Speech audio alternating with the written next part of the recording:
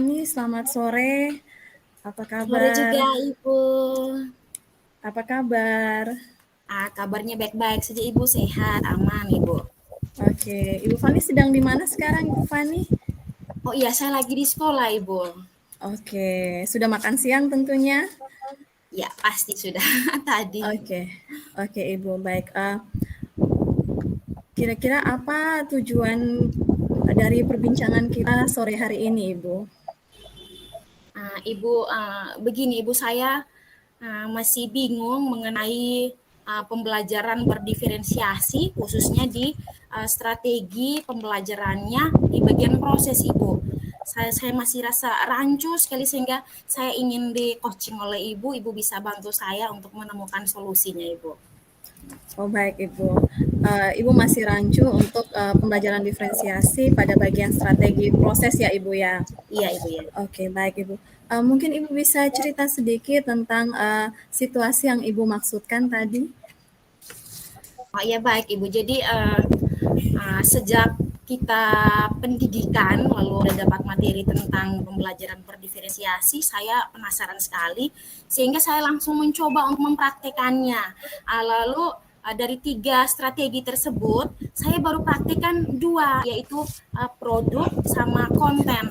Sampai di proses itu saya masih bingung sekali. Jadi saya mau minta bantuan Ibu untuk membantu saya. Oke, baik Ibu. Tapi Ibu sudah bisa ya Ibu ya untuk setidaknya masukkan strategi produk dan konten ke dalam ruang pembelajaran Ibu ya. Iya Oke, Ibu. itu sudah luar biasa Ibu.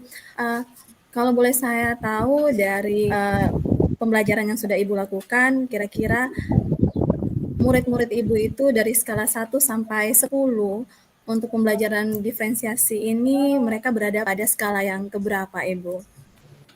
Baiklah Ibu, kalau menurut saya anak-anak saya itu mereka memiliki semangat yang tinggi sekali. Menyiapkan juga dengan konten materi yang berbeda. Itu mereka antusiasnya tinggi. Jadi untuk sementara saya tempatkan mereka di nomor 5 saja dulu ya, soalnya saya juga belum kuasai prosesnya dengan baik Ibu. Oke, baik Ibu. Jadi Ibu sebenarnya sudah mulai dengan pilihan-pilihan konten dan produk yang sudah sangat variatif. Itu sudah bagus Ibu, luar biasa. Tadi skala untuk anak-anak. Kira-kira menurut Ibu, Ibu pasti sudah sering melakukan refleksi setelah pembelajaran. Kira-kira Ibu berada di skala mana dalam pembelajaran diferensiasi ini, Ibu? Jadi saya belum percaya diri kalau saya kasih ke ke nomor 6 ke 7, jadi saya masih sama dengan siswa, masih tetap di posisi 5 Ibu. Oke, tapi Ibu punya motivasi yang luar biasa, Ibu. Kalau boleh saya tahu, Ibu pasti sudah atur strategi juga. Ibu pasti punya strategi. Mungkin bisa kita sharing, Ibu punya strategi apa untuk mencapai situasi ideal yang menjadi tujuan Ibu tadi? Ya baik Ibu. Untuk sekarang itu saya sementara susun rencana pembelajaran berdiferensiasi, hanya belum sampai selesai karena saya masih bingung di proses. Jadi nanti setelah saya susun RP-nya, RP berdiferensiasi, saya akan berkonsultasi sama teman saya. Teman saya ini namanya Pak Gusti. Dia mutasi dari sini, dari sekolah kami, dari SDI Santo Yosef, juga lulusan guru penggerak angkatan 1, dan sekarang sudah jadi pengawas. Lalu beliau juga pernah mewakili Kabupaten Sika untuk mengikuti pelatihan pembelajaran berdiferensiasi. Jadi saya rasa ini sangat pas Kak. Lalu yang berikut, saya juga nanti otodidak lagi karena saya juga termasuk boleh dikatakan saya suka sekali cari materi-materi webinar di PMM khusus pembelajaran berdiferensiasi. Saya baru 1 kali ikut. Jadi nanti setelah ini nanti saya akan coba untuk cek lagi di komunitas praktisi, mungkin di Jawa sana kan biasanya kasih materi yang keren-keren. Jadi mungkin saya cari dulu ke pembelajaran berdiferensiasi dulu. Saya daftar dan untuk ikut lagi supaya lebih memperdalam lagi pemahaman saya mengenai strategi proses itu.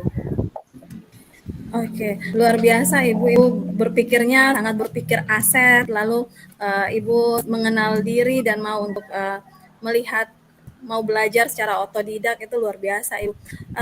Kalau boleh saya tahu, kira-kira Ibu mau actionnya kapan Ibu? Saya sebenarnya penasaran sekali karena untuk produknya sudah aman, saya rasa saya aman. Lalu untuk konten juga saya rasa ini mungkin saya katakan bahwa mudah sedikit ya, tanda kutipnya mudah. Proses ini yang kayak sepertinya menghambat sekali saya. Jadi saya benar-benar penasaran. Saya pincangnya di proses untuk pelaksanaan pembelajarannya. Jadi saya rencana untuk dalam minggu depan itu saya harus bisa sudah mempraktekkan untuk strategi proses ini, Ibu. Oke, luar biasa Ibu ya, secepatnya ya minggu depan, luar biasa. Kira-kira komitmen apa yang Ibu bangun agar bisa sukses untuk strategi yang telah Ibu rancang dan telah kita bahas tadi? Kalau menurut saya itu yang pertama itu harus dari dalam diri dulu. Saya harus punya semangat yang tinggi, yaitu untuk menyiapkan yang pertamanya itu strategi konten, menyiapkan konten-konten materi yang menarik, lalu bervariatif sesuai dengan minat belajar anak. Kebetulan anak saya ini dari kelas 4, itu anak wali saya kelas 5 dan sekarang mereka sudah di kelas 6 masih dengan saya. Jadi sudah 3 tahun mereka bersama saya. Jadi untuk gaya belajar, minat itu boleh dikatakan saya sudah menguasai dengan baik, saya sudah kenal dengan baik. Siswa ini begini, siswa itu begitu ya Bu. Jadi yang pertama mungkin saya harus punya semangat yang tinggi untuk menyiapkan konten-konten yang variatif, yang menarik, agar tidak mubazir nanti ketika saya mempraktikkan nanti. Jangan sampai saya siapkan kontennya lalu tidak digunakan dengan baik.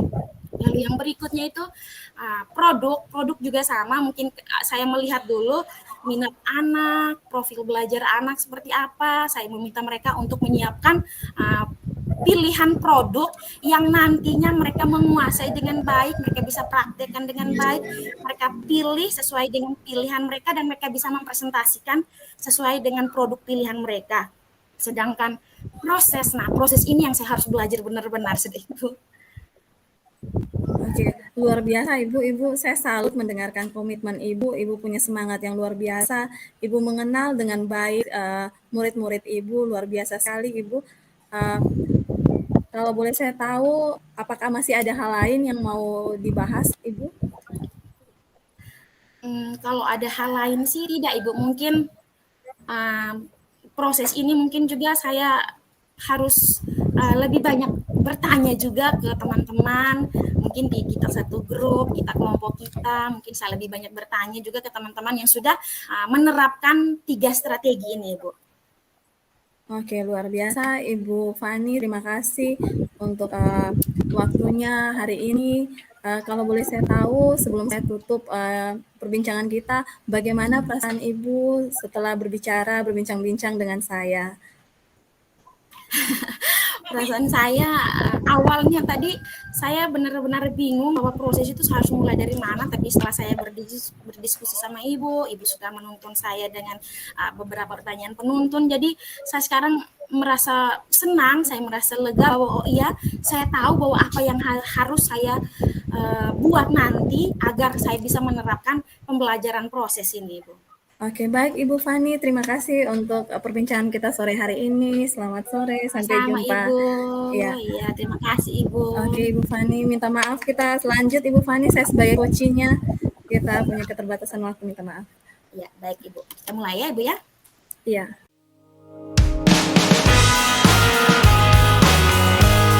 Kita mulai ya Ibu ya. Iya. Halo, selamat sore Ibu Litwin. Selamat sore Ibu Fani. Bagaimana kabarnya Ibu? Baik Ibu, sehat, terima kasih. Ibu, apa Ibu masih di sekolah atau sudah di rumah? Saya masih di sekolah, Ibu bertahan karena jaringan di sini lebih baik. Oh iya, baik sudah.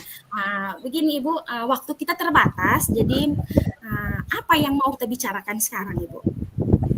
Oh ya, baik Ibu. Saya ini masih sedang gundah gulana, galau dengan murid-murid saya yang mereka belum benar-benar terampil berbicara dengan menggunakan bahasa Indonesia yang baik dan benar dalam percakapan sehari-hari di lingkungan sekolah, Ibu. Oh, berarti yang Ibu ingin bicarakan itu adalah murid-murid Ibu yang belum terampil menggunakan bahasa Indonesia dengan baik dan benar di lingkungan sekolah ya, Bu? Benar sekali, Ibu, benar. Ibu. Kalau begitu, apa yang Ibu inginkan dari percakapan kita ini atau apa tujuan akhir dari percakapan kita ini? Apa yang Ibu inginkan? Baik, Ibu, saya ingin dapatkan pencerahan dan mendapatkan ide-ide agar bisa memperbaiki situasi ini, Ibu. Oh iya ya, ingin mendapatkan pencerahan juga ide-ide baru ya Ibu ya. Benar-benar. Iya. Kalau begitu kita juga perlu tahu atau saya juga perlu tahu bahwa menurut Ibu menggunakan bahasa yang baik dan benar bagi murid-murid Ibu itu seperti apa itu Ibu? Itu seperti apa Baik, maksudnya? oke, baik Ibu. Mereka ini terbiasa dengan bahasa kasar, juga berasal dari berbagai etnis, sehingga ini memengaruhi kemampuan berbicara bahasa Indonesia mereka, juga pengaruh gadget, Ibu. Jadi kadang-kadang bahasa Indonesia mereka itu dalam lingkungan sekolah atau di kelas itu sudah campur dengan bahasa Sika, dengan bahasa bukan bahasa Inggris juga yang baik dan benar. Kalau misalnya bahasa Inggris yang baik dan benar mungkin saya masih bisa tolerir, tetapi kadang-kadang bahasanya bahasa gaul yang kayaknya hanya untuk mereka slang-slangnya mereka begitu. Jadi maksud saya mau mereka bisa menggunakan bahasa Indonesia yang baik dan benar seperti itu. Oh ya, berarti ya karena ada beberapa tadi ya, Iya, Ibu. ada menggunakan bahasa pasar, mungkin juga ada yang menggunakan bahasa ibu, Benar-benar, Ibu. lalu dari etnis asal latar belakang yang berbeda-beda. Apa yang murid-murid ibu senang ketika pembelajaran ibu? Oke, murid-murid saya ini karena sekolah berasrama, aturannya lumayan ketat. Saya pikir mereka ini suka kalau bisa nonton, menonton. Intinya menonton lah, audio visual seperti itu. Ya anak-anak yang suka ketika pembelajaran mereka lebih suka ke audiovisual ya. Benar-benar. Apakah kemungkinan ibu bisa melakukan hal tersebut? Ibu mungkin bisa melakukan hal-hal yang disenangi oleh anak-anak tersebut, Ibu? Oke, mungkin saya bisa memasukkan pembelajaran dengan audio visual, misalnya nonton film karena pembelajaran bahasa Indonesia, mungkin materi novel, saya masukkan film yang berdasarkan novel atau masukkan cerita pendek dengan dalam bentuk video film pendek. Mungkin itu bisa jadi alternatif, Ibu, betul. Nah, dalam pembelajaran seperti itu yang mereka senang tadi, yang murid-murid senang tadi, kira-kira apa hambatan atau gangguan yang dapat menghalangi mereka, yang menghalangi kegiatan tersebut? Oke, saya tidak bisa memasukkan semua materi saya itu sebagai dalam bentuk yang audiovisual tadi itu, sehingga pastinya tidak semua materi itu disukai anak-anak. Jadi menurut saya tantangannya lebih seperti itu, Ibu. Oh, tidak semua materi Iya. Buatkan dalam bentuk video ya, Bu ya? Benar, Ibu. Oke. Kalau begitu, bagaimana Ibu bisa mengatasinya atau apa solusinya? Anak-anak saya ini juga suka gadget, main game. Mungkin saya bisa masukkan game, tetapi karena mereka pegang handphonenya seminggu sekali, mungkin saya bisa kasih tantangan untuk memosting sesuatu di media sosial, tetapi dengan indikator penggunaan bahasa Indonesia yang baik dan benar itu. Saya pikir mungkin seperti itu ya. Berarti nanti ketika jadwalnya mereka menggunakan HP, Ibu akan memberikan tantangan positif, yaitu mereka harus memposting hal-hal positif dengan menggunakan bahasa Indonesia yang baik dan benar ya, Bu? Benar, Ibu. Itu yang saya pikirkan. Ya, percakapan kita sudah hampir selesai, mungkin saya masih ada beberapa pertanyaan.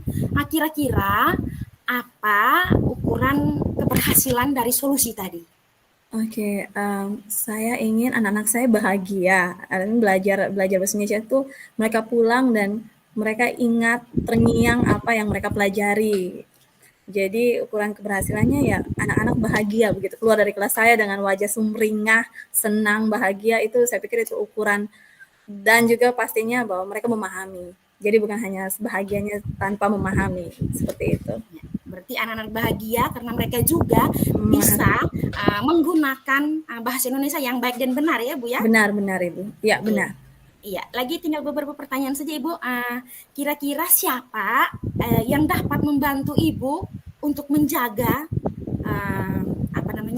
solusi tadi, untuk menjaga solusi yang sudah Ibu sebutkan tadi? Oke, baik, Ibu. Mungkin saya akan mengajak teman-teman rekan sejawat saya untuk pembiasaan penggunaan bahasa Indonesia yang baik dan benar di lingkungan sekolah.